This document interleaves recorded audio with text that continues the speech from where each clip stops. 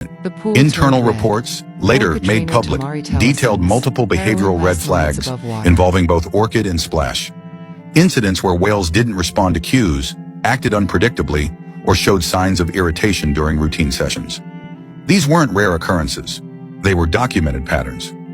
Whistleblowers, speaking years later, described a culture of pressure where voicing safety concerns often meant risking your position. Trainers who raised flags about waterwork were quietly reassigned or ignored. The show had to go on. The illusion had to stay intact. Even more damning, internal memos reportedly flagged both Orchid and Splash as high-risk animals for in-water interactions. These weren't just difficult whales. They were known liabilities, but they remained in rotation, and Tamarie was sent into the water anyway. Was it overconfidence, negligence, or something worse? Because what happened to Tamarie Tollison wasn't just an accident. It was the latest chapter in a long list of near misses that had been building for years. She wasn't the first trainer to be pulled under by an orca, but she was the one who lived to talk about it. And now her survival was forcing SeaWorld to answer questions they had avoided for far too long. Tamarie Tollison's road to recovery began the moment she left the operating room at a San Diego trauma center. Doctors had worked for hours to repair the compound fracture in her arm, stabilize nerve damage, and begin the long process of healing both bone and tissue. Pins were inserted, ligaments were stitched, but the damage ran deeper than anyone could see. Over the following weeks, she entered intensive physical rehabilitation, learning to use her arm again, regaining strength in her leg, and trying to process the trauma that had nearly killed her. What had once been second nature, swimming, diving, trusting, now carried the weight of memory and pain. She didn't speak publicly. She didn't appear in interviews.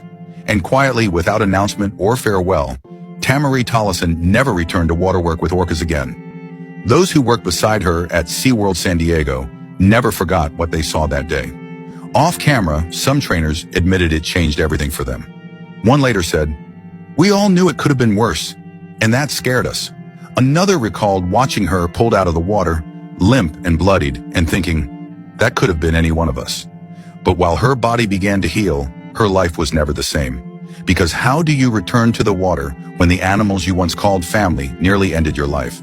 And perhaps more haunting, what do you do when the world moves on, but you're still living with the silence? Tamarie never gave a public statement, no interviews, no memoir, no media tour, but her absence said everything. Still, the whales remained in the stadium. The shows went on, and deep below the surface, questions still swirled. Questions that SeaWorld had yet to answer, because the story wasn't over. Not yet. While Tamarie Tollison disappeared quietly from the spotlight, the whales at the center of the incident, Orchid and Splash, remained right where they were. Orchid, the same orca who had clamped her jaws around Tamarie's foot and dragged her underwater, continued performing at SeaWorld San Diego.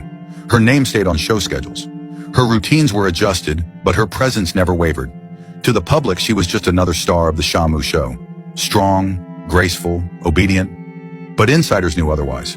Behind the scenes, internal documents, later surfaced through public records and media investigations, revealed something else.